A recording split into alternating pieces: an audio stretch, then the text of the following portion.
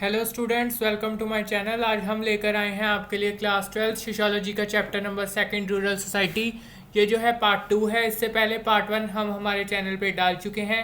चलिए स्टार्ट करते हैं अब हमारा चैप्टर। आज हम पढ़ेंगे political system of rural society कि इनका जो है पॉलिटिकल सिस्टम कैसा होता है। Gram panchayat at a village level, जो विलेज लेवल पे ग्राम पंचायत पाई जाती है, इसमें 5 मेंबर्स होते हैं। इनका एक मुखिया होता है जिसे सरपंच कहा जाता है। जिला परिषद एट अ डिस्ट्रिक्ट लेवल, जो डिस्ट्रिक्ट लेवल पर जो है जिला परिषद पाई जाती है। And panchayat samiti at a block level, और ब्लॉक लेवल पर पंचायत समिति पाई जाती है। अब हम major issues of rural society पढ़ेंगे। Indebtedness and impact of green revolution, कि ये इंडेप्टेडनेस यानी कि कर्जे के नीचे दबे होना। ये जो गांव के लोग हैं वो कर्जे के नीचे दबे हुए होते हैं, यानी कर्जा ले लेते हैं लेकिन चुकाने के कैपेबल नहीं होते। इम्पैक्ट ऑफ ग्रीन रेवोल्यूशन, इन पर जो है हरित क्रांति का प्रभाव भी पड़ा है। अब हम कॉन्सिक्वेंसेज ऑफ इंडेप्टेडनेस के कर्जे के नीचे दबे होने के कारणों के बारे में जानेंगे। Economic consequences, social consequences and political consequences. जो है कारण है इकोनॉमिक कॉन्सिक्वेंसेज, यानी कि ये कर्जा ले लेते हैं लेकिन उसे चुकाने के कैपेबल नहीं है। सोशल कॉन्सिक्वेंसेज, यानी कि इनका समाज में कर्जे की वजह से स्थिति खराब होती है। पॉलिटिकल कॉन्सिक्वेंसेज, यानी कि गवर्नमेंट जो है इनकी कर्जा चुकाने में कोई हेल्प नहीं करती है।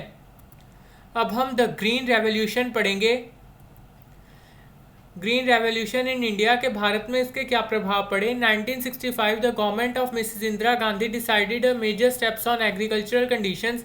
1965 में जो इंदिरा गांधी की गवर्नमेंट है उन्होंने खेती के लिए कुछ मुख्य कदम उठाए। This green revolution was applied to the period from 1967 to 1978 basically in the parts of Haryana and Punjab, के जो 1967 से लेकर 1978 के बीच में जो गवर्नमेंट, इंदिरा गांधी की जो गवर्नमेंट है, उन्होंने पंजाब एंड हरियाणा में इसे अप्लाई किया।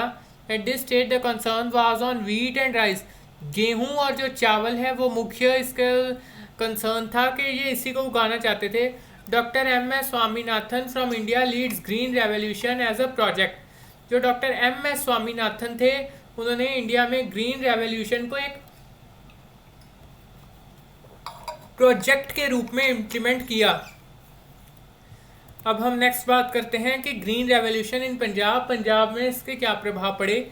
इन state of Punjab the 60% of increase in wheat, it's not less than a revolution, so it's called as green revolution. It's held in 1966-1967। कि जो है गेहूं और अनाज के चावल के उत्पादन में, अनाज और चावल के उत्पादन में 60% तक वृद्धि आई।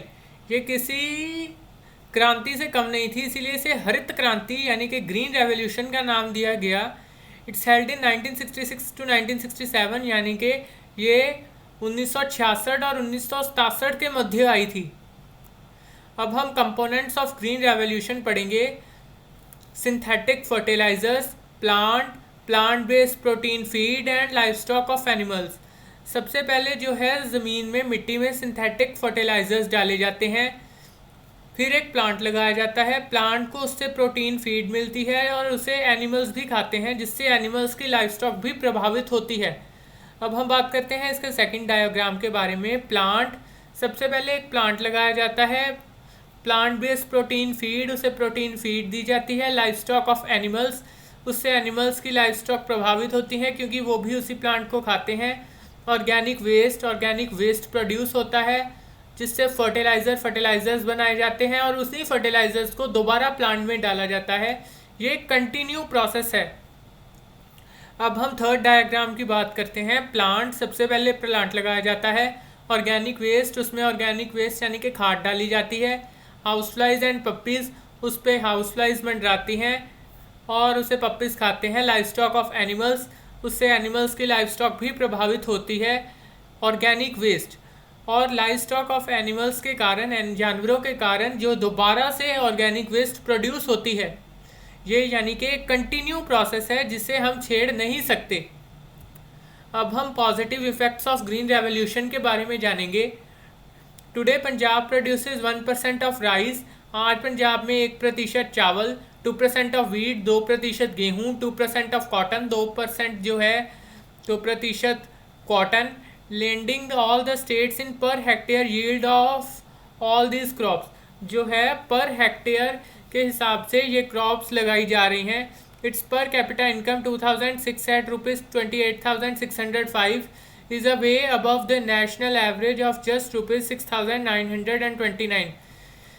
कि जो पंजाब में जो है पर हेक्टेयर जो इनकम 2006 में थी वो 28,605 रुपये थी, जबकि जो नेशनल एवरेज यानी कि पूरे कंट्री की जो एवरेज थी वो 6,929 रुपये थी।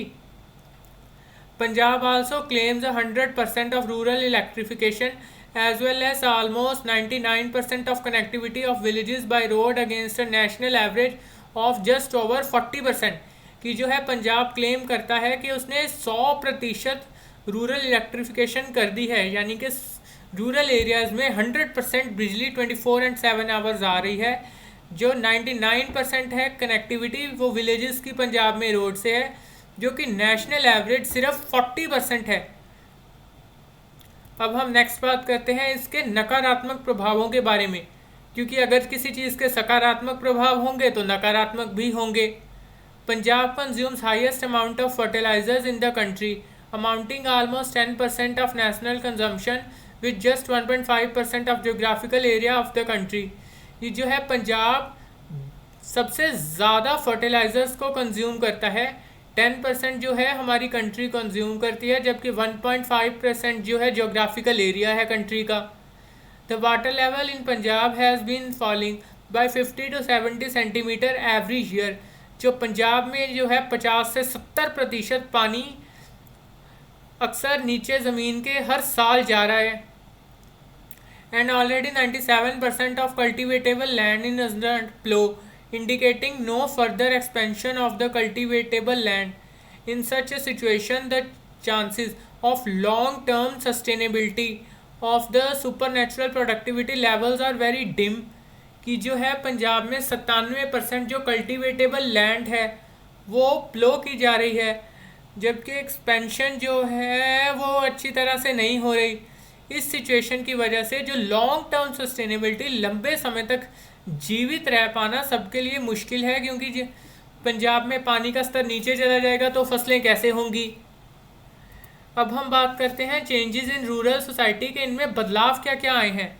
चेंजेस इन कास्ट सिस्टम, जो है कास्ट सिस्टम में काफ़ी बदलाव आए हैं। लोग पढ़े लिखे हैं इसीलिए कास्ट सिस्टम का प्रभाव कम हो गया है। जजमानी सिस्टम में काफ़ी बदलाव आए हैं।